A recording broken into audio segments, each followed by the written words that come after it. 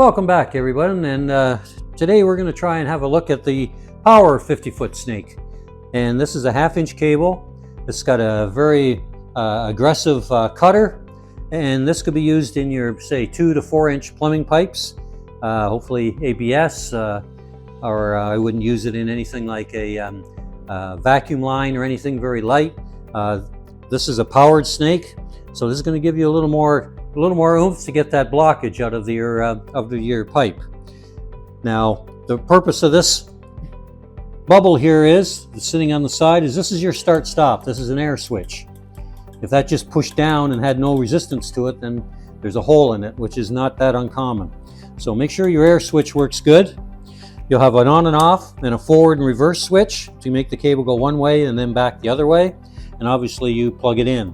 And make sure you plug all your electrical items in with a heavy cord. They rent good cords. They're number 12 wire usually, but sometimes can make all the difference in the performance of the machine that you're using.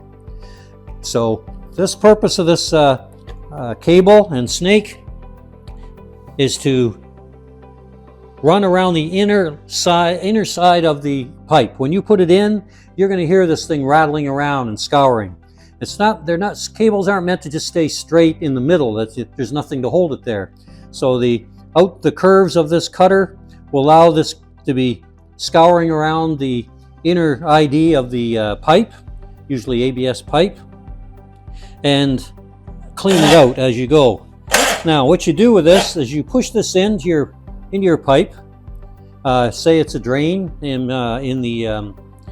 the basement, and you got a blockage, and you've opened up your clean out. That's usually that cover coming from the upstairs pipe from your sewer. It's got a square on it, and you get that off, and that's your clean out. Not the drain in the floor. It's that clean out that's coming into the pipe that's usually coming from the upstairs down to the basement. It's usually very, very close to the floor. Take that cap off. You would run this through, and then I would only run through maybe 3 or 4 feet. If you're by yourself, you would have this bubble on your foot, and you would on and off it. You can probably hear it clicking, and you would have it going at just a nice, easy speed. You don't hold it and get it going really fast, because if you do hit obstruction or something, you got to remember that cable and that torque's going to be pushed right back into the snake and into the cable. You could twist your cables all up. So just a nice, easy speed. Have 2 gloves on. I've just got one, of course, here to show you, but have 2 gloves on, and you'll feed this in as you're turning it, and keep feeding it into the pipe.